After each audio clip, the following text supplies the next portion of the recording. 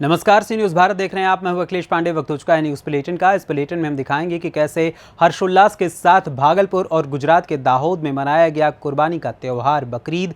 साथ ही बकानी में आज ईदगाह पर क्या नज़ारा दिखा वो भी आपको दिखाएंगे, और कैसे कलेक्ट्रेट रीवा के समक्ष विगत 9 माह से एसकेएम की अगुवाई में जारी सुअर पशुपालकों के महापड़ाव आंदोलन स्थल पर संयुक्त किसान मोर्चा ने गरीब आंदोलनकारी परिवार की कराई शादी। इससे भी आपको कराएंगे रूबरू। तो चलिए शुरू करते हैं खबरों का सिलसिला।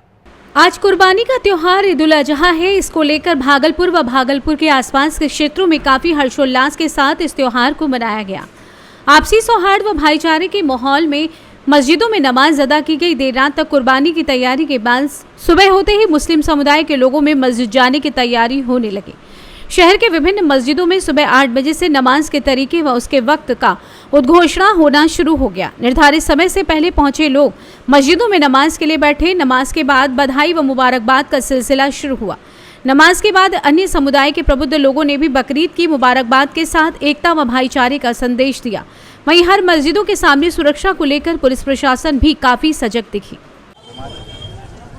सभी देशवासियों को बकरीद की हार्दिक शुभकामनाएं देना चाहूँगा, और बकरीद के शुभ अवसर पर यही अपील करना चाहूँगा कि अपने आसपास के स्वच्छ बनाए रखें, साफ़ सफाई पे विशेष ध्यान रखें, और कुछ भी आपत्तिजनक फ़ोटो या पोस्ट ऐसे सोशल मीडिया के माध्यम से नहीं अपलोड करें जिससे किसी की भावनाओं को ठेस पहुँचे।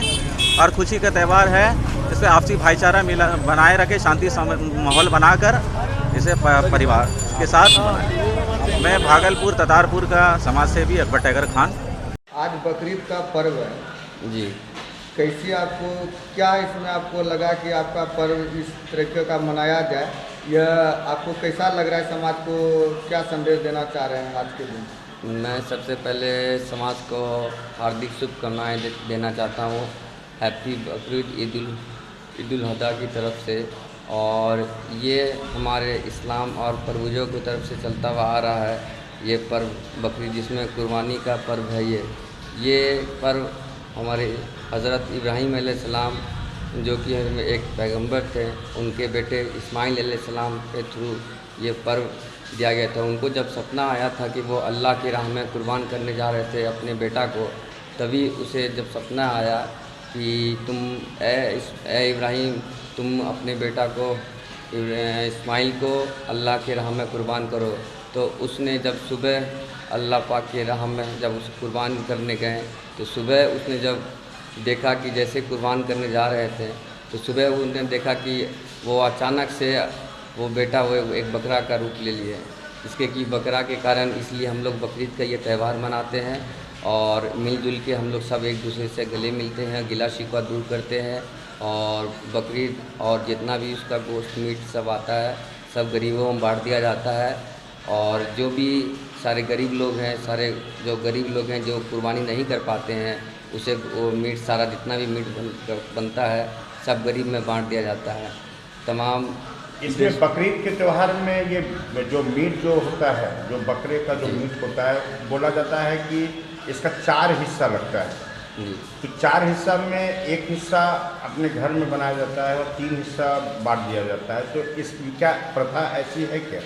हाँ, ये प्रथा ऐसी है कि बकरीद के त्यौहार ये 4 हिस्सा लगता है, और एक हिस्सा घर में रख के 3 हिस्सा गरीबों में बांट दिया जाता है, ताकि जितने भी गरीब जो कुर्बानी नहीं कर पाएँ, जो अल्लाह की राह में कुर्बानी नहीं कर पाएँ, तो उसे 3 हिस्सा मीट बांट दिया जाता है। और जो भी गरीब लोग हैं उसे सब मिल के खाते हैं, और आपस में मिलजुल कर सब एक दूसरे से गले मिलते हैं और गिला शिकवा दूर करते हैं। चैनल के माध्यम से आप क्या संदेश देना चाहते हैं? मैं इस चैनल के माध्यम से ये संदेश देना चाहता हूँ कि आप सभी देशवासियों को और ख़ास के भागलपुर वासियों को कि सब मिलजुल के सब एक साथ रहें और कभी भेदभाव नहीं करें। क्योंकि हम हमेशा एक चैनल यूट्यूब पे देखता रहता हूँ कि हमेशा भेदचार होता रहता है हिंदू मुस्लिम।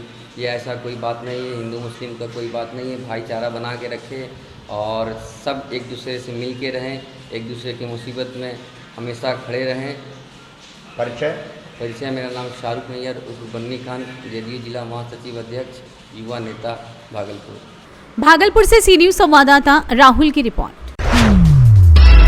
खबर उत्तर प्रदेश के जनपद एटा से है, जहां अवागढ़ ब्लॉक अंतर्गत गांव पुनहरा में पूर्व एमएलसी एवं डीसीबी चेयरमैन प्रत्येंद्र पाल सिंह पप्पू भैया एवं जलेसर विधायक संजीव दिवाकर द्वारा राजकीय पशु सेवा केंद्र एवं कृत्रिम गर्भाधान केंद्र का फीता काटकर शुभारंभ किया गया। अवागढ़ से जलेसर के बीच में अभी तक कोई राजकीय पशु चिकित्सालय नहीं था। क्षेत्रीय किसानों को अवागढ़ या जलेसर पशु चिकित्सालयों में अपने पशुओं का उपचार कराने के लिए जाना पड़ता था, जिससे काफी समस्या होती थी।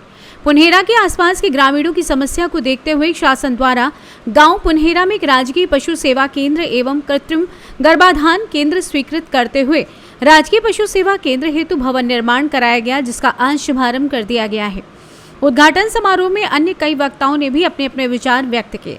कार्यक्रम का प्रभावशाली संचालन पशु चिकित्सा अधिकारी अवागढ़ डॉक्टर रेवती प्रसाद ने किया। राजकीय पशु सेवा केंद्र के उद्घाटन समारोह के इस विशेष मौके पर क्षेत्रीय भाजपा विधायक संजीव दिवाकर, पूर्व एमएलसी एवं डीसीबी चेयरमैन प्रत्येंद्र पाल सिंह पप्पू भैया, जिला उपाध्यक्ष भाजपा पवेंद्र सिंह पम्मी ठाकुर, जिला उपाध्यक्ष भाजपा अशोक शर्मा, मुख्य पशु चिकित्सा अधिकारी एटा डॉक्टर अनिल कुमार सिंह के अलावा क्षेत्र के कई प्रधान व गणमान्य लोग मौजूद रहे।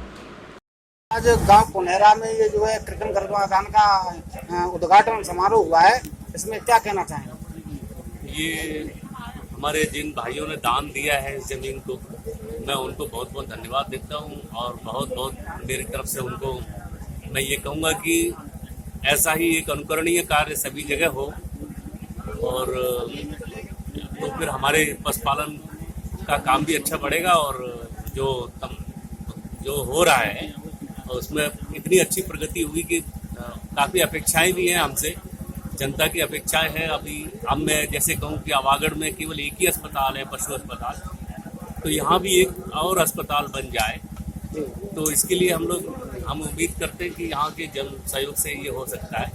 और दूसरा, आपका जलेसर में भी कम से कम काफ़ी बड़ा एरिया है, वहाँ भी कम से कम 2 अस्पताल अगर बन जाए तो हमारे काम में गुणवत्ता भी और सभी में सुधार होगा। क्योंकि एक अकेला अस्पताल जब वैक्सीनेशन करने जाता है, स्टाफ न होने की वजह से और भी कई चीज़ों की दिक्कतें होती हैं। और क्योंकि पशुपालन का काम इतना बड़ा है, जन जन तक हमारा अप्रोच होती है, हम लोग पहुँचते हैं, तो हम लोग ये भी चाहते हैं कि हमारा जो है नेटवर्क, जो वर्किंग कंडीशंस हैं वो भी सही हों।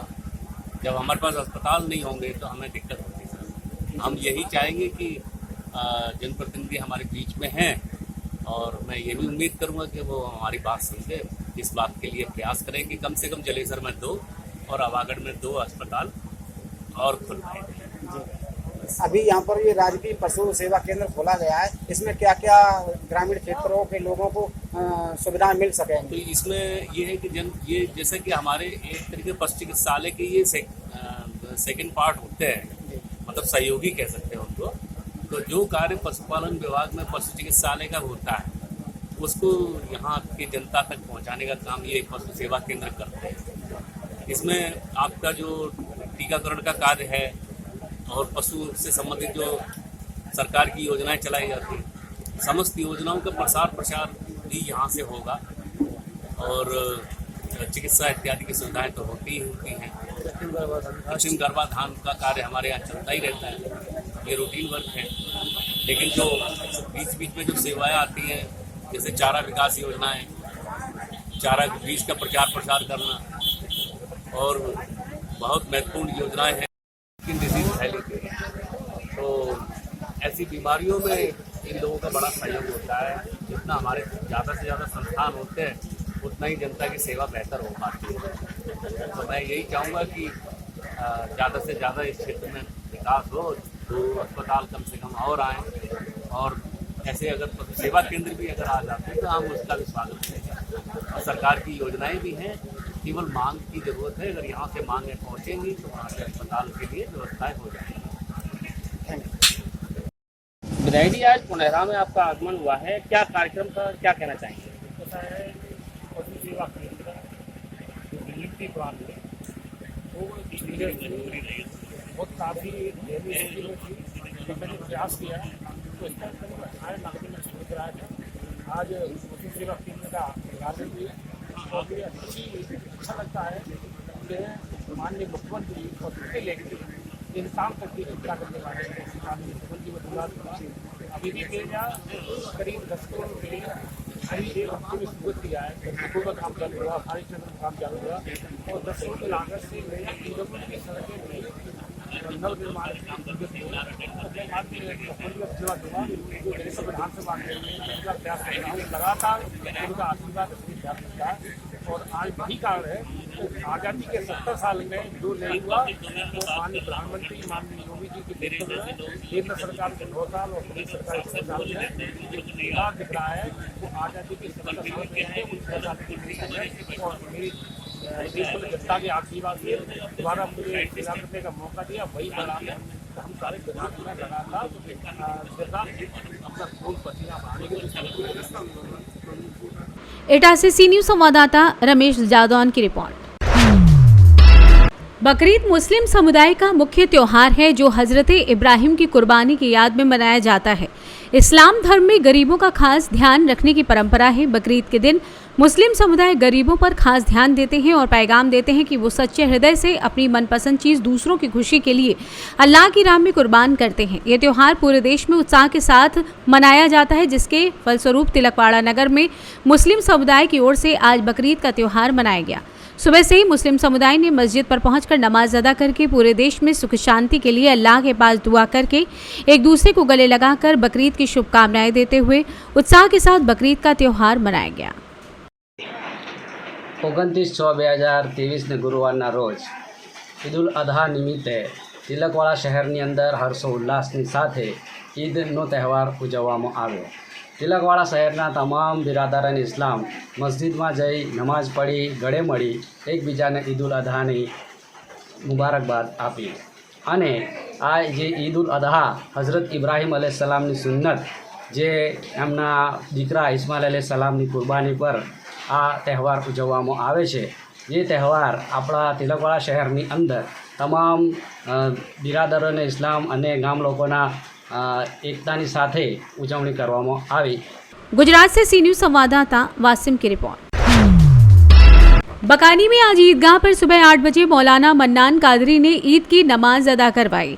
दुआ शहर काजी हाफिज अब्दुल रहमान ने पढ़ी। इसके बाद सभी ने एक दूसरे को गले लगाकर ईद की मुबारकबाद पेश की।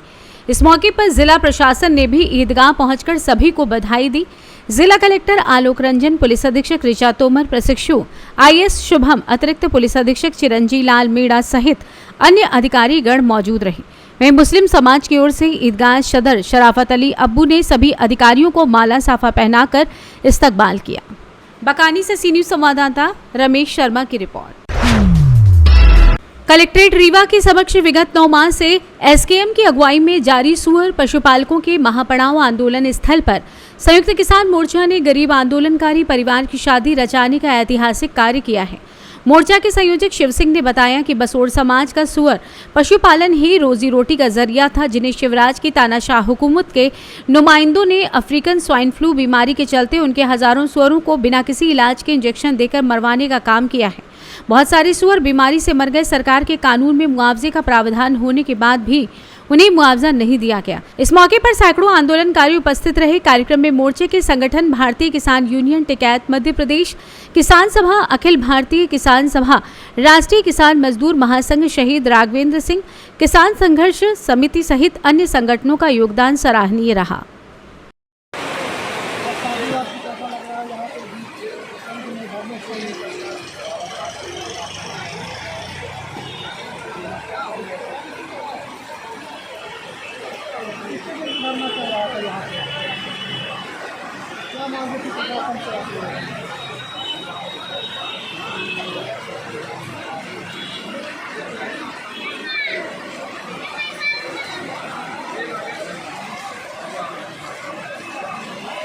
अभी तक कोई आया था, प्रशासनिक अधिकारी भी आया था, अभी तक करने से बाबा साहब आंदोलन साक्षी बन था।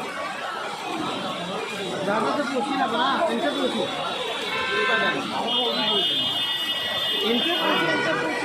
अच्छा बैन किया, सारी बारात वहाँ से आई, पूरा इंतजाम है, सारे लोगों के खाने का इंतजाम है। मोर्चे ने आज दोनों बरगदों यहाँ से शादी करा करके आशीर्वाद देके भेजने का काम करेगा और आगे जो भी और भी जो उनकी समस्याएं होंगी उसके लिए लड़ाई जारी रहेगी। लड़की पक्ष कहाँ के, लड़के पक्ष कहाँ के हैं? लड़का पक्ष उसेरा सतना के हैं और लड़की पक्ष जो है ये अंजलि रीवा की है। अभी देखा जाए शादी समारोह में के लिए आपका वो फट गया पूरा। देखिए बारिश का माहौल है और किसान मोर्चा किसी से नहीं डरता है, वो चाहे आंधी हो, बारिश हो, तूफान हो, गर्मी हो, बरसात हो, ठंड हो, किसान मोर्चा हमेशा सड़क पर रहता है, खेत पर रहता है। इसलिए हम लोगों को कोई डर पानी का नहीं है, बरसात का नहीं है। हम लोगों ने फैसला लिया, इंतजाम किया, कहीं न कहीं दिक्कतें आ जाती हैं, लेकिन हमारे वर वधू पूरी बारात पूरे मोर्चे के नेता समाज सारा सुरक्षित और हम सुरक्षित हमसे यहाँ से विदाई करें। नाम बता दीजिए आप। श्री सिंह, संयोजक संयुक्त किसान मोर्चा रीवा से सी न्यूज़ संवाददाता अर्जुन तिवारी की रिपोर्ट। फिलहाल के लिए इस न्यूज़ बुलेटिन बस इतना ही। देश दुनिया की तमाम खबरों के लिए देखते रहें सी न्यूज़ भारत। हर खबर आपके साथ, आपके हाथ।